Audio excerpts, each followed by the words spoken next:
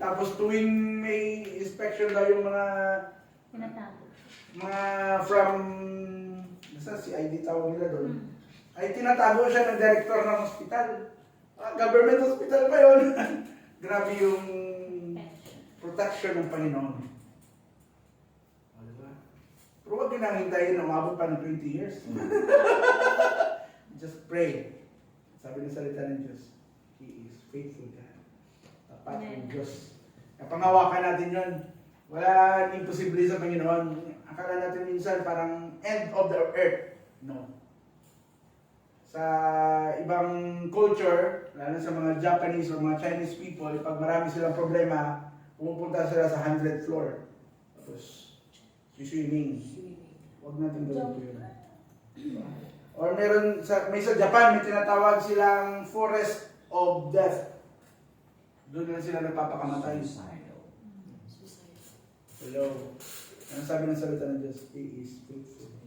Kahit hindi po tayo faithful, still the Lord, He remained faithful to every one of us. Tapat ang Diyos para sa ating lahat. Amen? Sabi niya, if we are faithless, He remains faithful. For He cannot disown Himself. That's the promise. Ito yung Diyos na sinasamba po natin mga kapatid. Even you are new, or even matagal ka na sa Panginoon, sometimes yung matatagal na sa Panginoon, minsan sa church na tawag dito, hindi lang nabati ng pastor, natatampo na. Diba? May mga ganun mga cases. Kaya ako kahit na, for example, malayo ka pa lang, Stoy! Minsan baga, yung hindi ko naman, malabo na yung mata, minsan, siyempre, sa daan hindi nabati, si pastor, nandun lang kami natin. Diba? Minsan, matagal na sa Panginoon yun ha, natatampo pa. Hindi mo na makikita sa susunod na linggo. Hindi mo na makikita sa sunod na week. Ewan ko kung doon sa Bulacan. Sa Bataan din, no? Meron mga gano'n. Sa church namin, kaya kahit kung dati na sa Bicol ako, kahit malayo sa mundo, pinupuntahan ko. Nagkakape kami, doon ako natututo magkape ng Tadyaw. Ganun talaga yung kape namin. Mga malalaki, hindi ko na tabo, walang tawag. Bumati, nakalimutan niya pala. Ayun pala si ate. Naligaw kami doon sa kanyang tindahan. Ako sabi ko, sino po kayo? Ako na lang bumati sa kanya. Kaya pala si ate pala. Buti nandito pala si ate. Nagsiba. Diba? Minsan, akala natin wala. No. God is faithful. He always there for us. And then, not just faithful. Yung sabi ng 1 Peter 4:9. So then, those who suffer according to God's will should commit themselves to their faithful Creator and continue to do good. Minsan may ganito, pag marami ng problema, hindi mo na rin makikita sa church. Maraming pagsubok, Pastor, yung pinakagrabe doon na narinig ko sa mga usapan ng Pastor, paano sila makapagsimba, Pastor? Wala silang bagas, walang bigas. So, sabi nila, kahit yung linggo, i-google pa rin nila sa trabaho. Aakyat ng mundo, kukuha ng panggatong, bibenta. Sabi ko, wow. Yun yung challenge na grabe, pero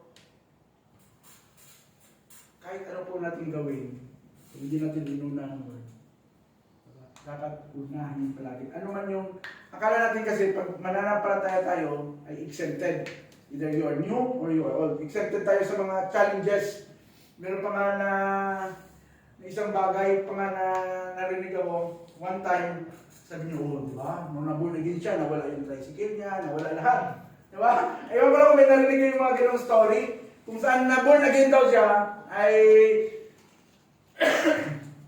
nawala yung hanap buhay niya, nawala yung negosyo, lahat. Di ba? Pero, ang sabi ng salita ng Diyos, God will, according to God, should commit themselves to their faithful Creator. Still, hawak tayo. Hindi po lalayo ang Panginoon sa atin. He is always there. Anak, minsan kasi akala natin wala. Minsan akala natin na ang layo ni Lord. Parang hindi ko na maabot si Lord. He is always there. He is a faithful God. malayo man yung pamilya natin, sa atin, always remember, He is there for us. Amen. And last is that, ito yung laging mga ginagawa ng mga pabalik-balik na lang eh. Ano bakit yung pabalik-balik? Sabi ng 1 John, if we confess our sin, He is faithful and just and will forgive us our sins and purify us from all unrighteousness. Ito yung mga laging sinasambit ng mga matatagal. Papatawarin naman ako ni Lord eh. Diba? Kaya bukas, gagawa ulit ng kasalanan. Humingi ngayon ng tawad sa Lord, kinabukasan. Sabi, may favorite verse ito ng mga taong, ang term doon, repeaters. Wala. Bukas, gagawa ulit ng kasalanan. Ako saan? Sabi ni Lord, if we confess, He is faithful and just.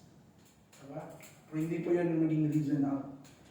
Yung isang description, yung isang, sabi niya, yung, wala pa ng pagkain eh.